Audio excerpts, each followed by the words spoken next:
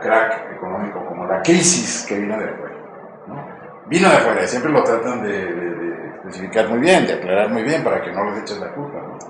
Pero sí vino de afuera, pero encontró un país muy dañado, muy problemas estructurales muy fuertes, sin competitividad, porque antes de que viniera la crisis, ya no competíamos con China, ya no competíamos con Chile, ya no competíamos con Brasil, sobre todo los BRICS, ¿no? Yo estoy de acuerdo. Desde nuestra administración, a la vez que es cierto lo que el sector, lo que siento que falta una política promotora sólida, consistente, a pesar de que creo pro México, creo que son esfuerzos aislados, que está faltando una idea estratégica de dónde ir. Yo no sé qué es político, pero no sé. Pues la gente no entiendo atraer inversiones. Pues sí, pero en realidad no le veo nada. No, han hecho una chamba interesante. Lo que sí que hay que reconocer es que yo estoy viendo una mayor claridad en estrategias en algunos sectores, como puede ser en telecomunicaciones, mayor firmeza en desarrollar la competencia. O sea, creo que este gobierno sí ha hecho cosas orientadas en ese sentido. Creo que lo anunció el otro día de que se va a licitar la fibra, una parte mínima, la verdad, de la capacidad de fibra óptica que tiene la Comisión Federal de Electricidad, pero el que se vaya a anunciar la licitación de eso, que crea una tercera red, después de la de Telmex y la propia SFE, de fibra óptica nacional, para que haya más competencia en telecomunicaciones. Creo que eso es esencial y va a promover mucho que tengamos, que de verdad tengamos precios más bajos en telecomunicaciones. Eso es competencia también, eso es competitividad, perdón, también. Ya creo que hay esfuerzos ahí que yo sí le reconozco a este gobierno de cambiar cosas que parecían muertas durante décadas. Sí, me parece que en el sector de telecomunicaciones mueven las cosas. Sí, y que va a haber más competencia. Ahora, pues sí, en estos otros temas, sí está. Ahora en monopolios, hay algunos estudios que están saliendo recientemente sobre ya se están empezando a medir los efectos de los monopolios en el país, ¿no? No, pero eso siempre se ha habido. Tenemos que en el bolsillo de los mexicanos estamos pagando 12% más en nuestros mercados de consumo. Eso es competitivo. Que si no hubiera competencia.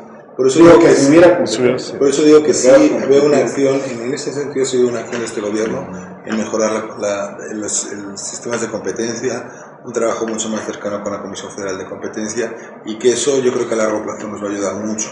Pero por supuesto tenemos que poner monopolios privados, pero también públicos. Y no monopolios, sino monopolio.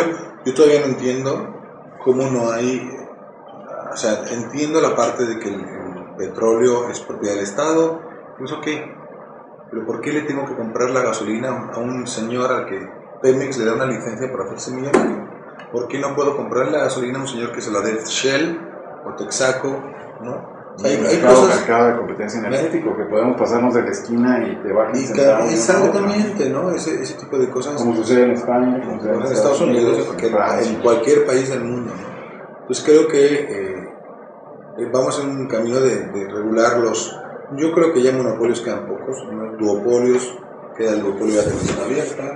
Bueno, pero tienes un momento importante público, ¿no? La Comisión Federal de Electricidad. La Comisión Federal de Electricidad. Pemex, las televisoras todavía. Y luego los otros monopolios. No, pero por los multimedia es un ejemplo de una. Es diferente, es una alternativa, ¿no? Aunque ahora están liados con. Bueno, están precisamente ahora multimedios, televisión. Bueno, aquí en Monterrey están con su cablera, van a competir la Telmex. Eso es muy sano, eso a mí me gusta mucho. Pero luego está el otro monopolio, que es el otro factor de competitividad de México, que son estos sindicatos monolíticos. Y las colusiones, porque no son monopolios, pero sí son colusiones. Por ejemplo, colusiones de mercado, donde se llegan a arreglos en donde no dejas entrar a un tercero. Por ejemplo, en el mercado de los notarios públicos, que no es el mercado de Telmex, pero sí es uno que te pega, ¿verdad? En el costo de tu actuar diario. Y hay muchos como esas colusiones de mercado, que esos son los que están incidiendo en que tengamos un 2% más de costos. Eso es cierto, pero yo creo que los más relevantes son los que afectan directamente al costo de las empresas. Entonces, ¿qué afecta a las empresas? Telefonía, transporte. Tenemos un problema de unos intereses muy fuertes en el sector transporte, que hay que que revisar. Transporte me refiero tanto en el tema de carretera, como en Canacar, como en trenes, ¿no? La falta de... O sea, el tema no se resuelve los derechos de paso, simplemente las ferrovías. Después de es un sector que pega muchísimo. Para un sector monopólico, ¿no? De producción de mercados. No, eso es oligopólico y que las empresas no resuelven el problema de los derechos de paso, entonces eso a quién le pegan, las empresas que tienen que pagar costos superiores de transporte. Entonces, hay muchos sectores que son más relevantes que otros y creo que sobre los que hay que incidir. Pero el tercer punto, lo que te decías, el tercer punto es esos intereses también sindicales que no terminan de resolverse. O sea, ¿por qué no hay sindicatos libres? ¿Por qué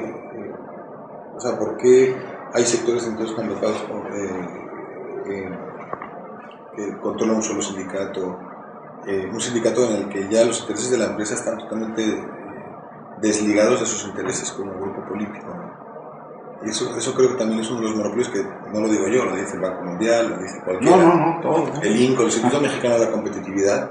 Entonces yo creo que eso la OCDE. Al hablar de competitividad, creo que es, por un lado... Ese es el problema, ¿no, Alberto? Sí. México, el problema de la competitividad sectorial. Exactamente, es decir, que no tenemos competitividad en México, no somos competitivos, no... Como dices tú, hablando pragmáticamente, una empresa prefiere instalarse en China, en Brasil, en Rusia, en los famosos BRICS, o en Chile, ¿no? ¿Por qué no se instala en México?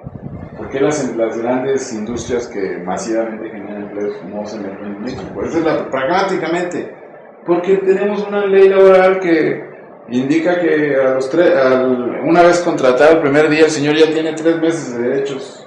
Si lo despides, ¿no? Una empresa o una industria que genera 22,000 empleos, pues ¿cómo se va a venir con esos partidos contingentes en México? Totalmente, ¿No? O con estas cuestión energética en México, de los costos energéticos, ¿no? Exactamente. O de los costos de transportación, como tú estás ahorita diciendo. Entonces, y esos son los factores. No me voy a México. Exacto. Y creo que es un problema político y creo que es un problema de... Y son temas que además no se atreven a discutir estamos en plenas elecciones y no se atreven a discutirlo. O sea, ¿qué propone el PRI para acabar con la falta de competitividad en México? Entonces, a ver, dígame, son tan imaginativos que me gustaría que me lo dijeran, porque no. ¿Qué propone? Por eso digo, si es imaginativo, bueno, entonces ellos deben ser más. O el PAN, ¿no? El PAN mismo tampoco estamos viendo que se hable. Sí, ellos, pues, y lo más terrible de todo es que están de acuerdo. Es que todo está sucediendo. Hablas con los políticos fuera de las cámaras y te dicen, pues sí, hay que claro, pero yo no puedo políticamente.